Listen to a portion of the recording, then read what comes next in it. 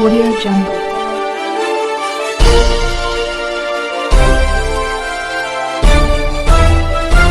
Audio Jungle. अभी आप देख रहे हैं कंचन न्यूज। इसे लाइक शेयर सब्सक्राइब करना ना भूलें ताकि न्यूज का नोटिफिकेशन सबसे पहले आपके पास पहुंचे। अब चलिए खबरें विस्तार से। आम लोग का तो होना ही भाई आपका कब कर दे कहाँ से ये मान की जाए तो ये क्रिमिनल केस इस पर तो डेथ पेनल्टी हो रही है इस पर ये मर्डर है मर्डर और इसको 302 में करना। इसलिए हम सुप्रीम कोर्ट के जांच से जो कल गिरफ्तारी हुई है हम चाहेंगे कि इसमें हाईकोर्ट के बेंच या सुप्रीम कोर्ट के जांच के द्वारा या क्या सत्ता पक्ष और विपक्ष दोनों से मिली भगत है और होगी। मेरा मानना है कि कल जो गिरफ्तारी हुई है तो वो दोनों के पक्ष के 1 2 3 राजन और 2 2 4 5 जदयू। इसलिए हम जांच की मांग करते हैं। दूसरी तरफ दूसरा मुद्दा कि जो घटना जादूका जी की उसमें मैंने उस दिन भी कहा था ब्रोकर ने लगाया सीधा क्लियर होगा याद होगा। अब उसमें संजय ही नहीं है, उसमें एक पूर्व मुखिया भी कोई हुतू भराव नहीं है, एक वर्तमान मुखिया भी है उसी भवानीपुर के बिल्कुल, एक जसवाल भी है नाम नहीं बोले, 4 आदमी और जिसने उस केस का 4 आदमी उस केस में उन्होंने फर्जी एग्रीमेंट कराया। इसमें संदेह नहीं है 4 आदमी मरवाना, एक वर्तमान मुखिया है, एक पूर्व मुखिया है, एक जसवाल है, एक और जी। और इसमें 12 से 13 करोड़ का मामला है, 14 करोड़ रुपया इनको देना था। मामला तो 60-70 करोड़ का, लेकिन वो 12 से 14 करोड़ रुपया देना था लागू का। जी पंचायत भी थी कौन लोग, अच्छा जो लोग इस एग्रीमेंट करवाए हैं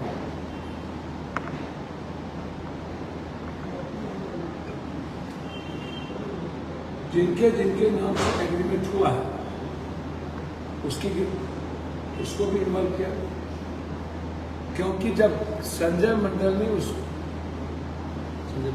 भगत ने एग्रीमेंट कराया तो फिर संजय भगत से के बाद फर्जी एग्रीमेंट किसके उसकी। मैं नाजर से पूछना चाहूँ, मेरा सवाल न किसी को विधायक से न किसी के हस्बैंड से, और मैं इस बात को ये नहीं कहूँगा कि फंसाए जा रहे हैं या ये हो रहे हैं, लेकिन मैं राजद से पूछना चाहूँगा, आप जो सुचित्रता की बात करते हैं या जो लोग इतनी बड़ी घटना के बावजूद आपने बिना किसी जांच के आप क्यों इतनी जल्दीबाजी, लोगों में आपने संदेश क्या दिया, लोगों में संदेश क्या जा रहा है।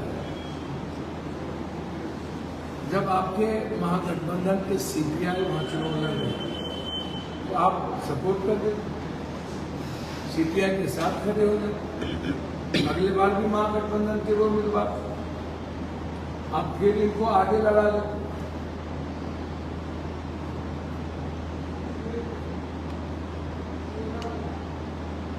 अलग बात है, मैं कंप्लीट रूप से इसकी जांच पटना एसआईटी से मांग करता हूं और एसआईटी से ना हो तो इस केस की जांच कौन कौन लोग हैं इसमें मंत्री और भी लोग इन्वॉल्व, मंत्री संतरी के लोग हैं इसमें, तो इसकी जांच सीबीआई से करें। कौन कौन लोग मंत्री संतरी से बात करते हैं, कौन जायसवाल किसके नजदीक है, कौन मुखिया किसके नजदीक है, कौन पूर्व मुखिया किसके नजदीक है, मैं सबको नंगा करूंगा। कौन है ये लोग मंत्री संतरी, मैं छोड़ूंगा किसी को नहीं। इसमें पूर्व विधायक के बच्चे का क्या रोल? भैया पहले तो जो लोग का नाम मैं कह रहा हूँ, जायसवाल, हित्तू मंडल, भरपूर मुखिया मंडल, संजय भगत, पहले तो इन लोगों का कनेक्शन किस किस विधायक मंत्री से उसको आप देख लीजिए। संजय का कनेक्शन अन्य पूर्व विधायकों से किसका था वो भी देख लीजिए, और सामने में आया है इस बात को, उसकी जांच कर लीजिए क्या सही में रुपया लेकर के वो मरवाने का काम किया, उनका लोकेशन क्या है। अब तो टेक्निकल पर है, लोकेशन का पता चल जाएगा। संजय भगत के द्वारा 45 लाख रुपया बाय पे फोन चेंज गया है, तो जब बाय पे फोन गया तो इसमें क्या पूछना, इसमें क्या पूछना है, बहुत क्लियर है। अब मैं तो बार बार कह रहा हूं कि ब्रोकर का नेक्सस है, थाना प्रभारी, ब्रोकर, ये लोग मिले हुए हैं सारे लोग और अपराधी। इस मामले में मैं आप लोगों से बात करना चाहूंगा ना, आप लोग भी थाना प्रभारी और ब्रोकर से मिलते हैं, सब लोग मिलते हैं, क्या है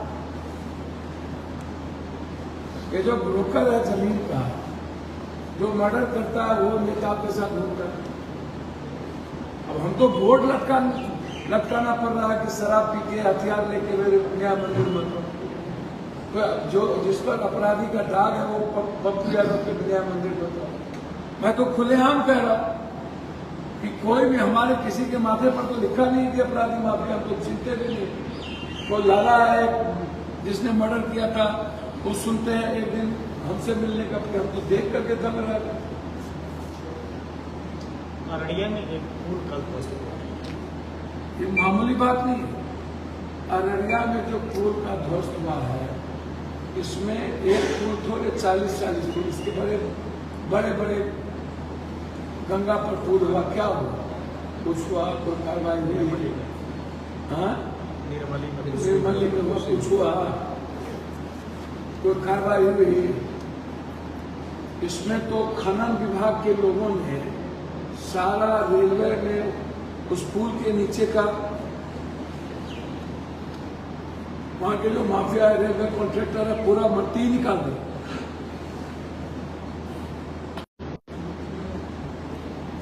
इसकी जांच करिए। अंतिम चीज रेंट फिक्सेशन का मामला मैं आप लोगों से कहना चाहता हूं। इसमें मेरा 3-4 सोल्यूशन है। MS सर्वे के बाद करीब 30 वर्ष से गुजरने के बावजूद रेंट फिक्सेशन का काम नहीं हुआ। ये एक ही जगह चिन्हित होने के बाद पैसे का लेन देन और दलाली का काम उसमें बढ़ गया। मैं चाहूंगा कि एक सप्ताह फिक्स कर दिया जाए और DM के यहाँ ही या एक कमेटी बना दी जाए इसकी, और उसमें यानी तो फिर नीचे ब्लॉक लेवल पर दे दिया। रेंट फिक्सेशन का मामला है तो आप ब्लॉक को दे दीजिए, या एक कमेटी बना करके आप एक सप्ताह में पूरा रेंट फिक्सेशन कर। ये जो आप इतने लंबे समय से छोड़ रहे हैं, इसका मतलब है कि करोड़ों रुपया चुकाई हो रही। एक तरफ सरकार का राजस्व को भी क्षति हो रही है, जनता को इस कारण बहुत परेशानी हो रही है। इसके बिना बैंक लोन भी नहीं मिलता है, आम आदमी कारोबार कैसे करे? अब ये बता दी DCLR के जगह अंचल को ये पावर या फिर तो कमेटी बना दिया। 30 वर्षों का एरियर बकाया आम आदमी कैसे देगा? हमको जरा बताइए। 30 वर्षों का कैरियर बकाया आम आदमी कैसे देगा? ये बहुत बड़ा प्रॉब्लम है। रेंट फिक्सेशन जो है ये पूरे शहर की नाक में दम बिता रखी है, और पदाधिकारी के घर करोड़ों रुपये जा रहे हैं। इस बात को समझिए। एक ही नेचर के प्लॉट, एक ही नेचर के प्लॉट, एक का कुछ रेट होता है, दूसरे का कुछ रेट। एक ही नेचर का प्लॉट है, उसमें सही में दूसरा एक का कुछ और आप ले रहे हो, दूसरा का कुछ और रेट बेच सकते हैं। ये कैसे किस आधार पर कर रहे हैं भाई? जिसका पैसा मिल गया उसको आपने अलग आधार बना दिया, जिसका नहीं मिला उसका अलग आधार बना दिया। इसमें पूर्व कमिश्नर महिवाल साहब ने रेंट रोड के लिए सरकार को लिखा था, लेकिन आज तक वो लागू नहीं हुआ। भैया सरकार के यहाँ से कुछ लागू होता है? कुछ भी। हम तो आग्रह करेंगे DCLR सभी लोगों से, सीओ से बार बार के दलाल मुक्त करिए। MO से, मनमनकी के DCLR से, अन्य लोगों से कि दलाल मुक्त करिए। ये जो दलाल लोग घूम रहे हैं शहर के, उसको मुक्त करें। मैं सब दलाल को जान रहा हूँ, मेरी जंग दलालों के खिलाफ शुरू हो। दलालों का एक लिस्ट कार्यालय का चिपका दीजिए। आप लोग दलालों के यहाँ जाना बंद कर दीजिएगा। हम लोग क्यों जाएंगे दलालों? भैया जितने लोगों के यहाँ आप लोग जाते हैं वो ब्रोकर है, जिन जिन लोगों के यहाँ, जिन जिन माफियाओं के यहाँ सब लोग जाते हैं, वो सर जिस दिन आपको एक माफिया एक ब्रोकर नजर आ जाए उस दिन पप्पू यादव को कहिएगा। मैं आज भी कह रहा हूँ, मैं जिस भगवान को मानता हूँ साक्षात मैं दलाल माफिया को, ब्रोकर को पिटा दूँ।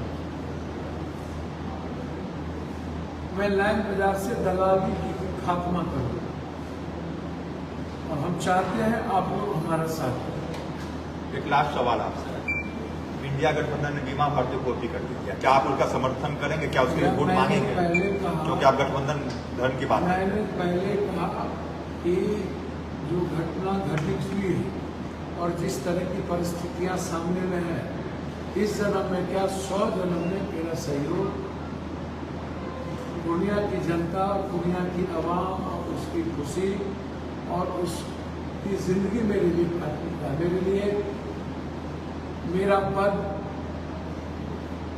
प्राथमिकता नहीं है। तो कांग्रेस कभी भी अपराधी और समाज विरोधी लोगों की मदद नहीं करता है। हम कांग्रेस से आग्रह करेंगे कि हर कीमत पर ऐसे लोगों का मदद नहीं किया जाए जो दुनिया में आतंक का कारण रहा।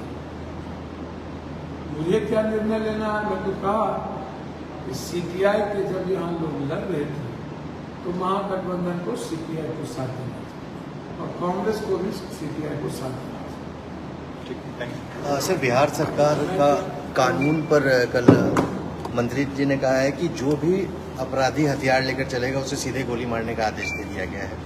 ऐसे कानून अगर बिहार में लागू हो रहे हैं तो उससे क्या असर पड़ेगा?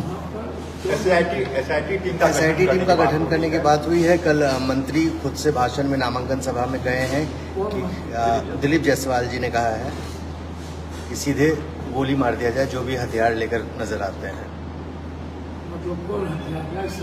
नहीं, गैर लाइसेंस जो अभी अवैध हथियार दिखे हमारे जल्दी से कल शुरू करें।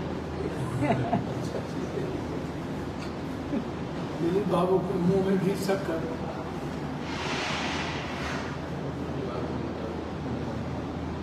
और मेरा आग्रह है दिलीप बाबू पहले राजस्व विभाग से दलाली मुक्त कर दीजिए, मेरे भाई हैं, और भ्रष्टाचार मुक्त कर दीजिए। एक विभाग को सुधार लीजिए दिलीप बाबू। गोली मारने और न मारने की तो बात दूर नहीं। जब सभी दल में तमाम नंगे हैं और अपराधी लोग ही MP MLA बनाता है, इसके पहले अपराधी लोग ही बना रहे थे MP।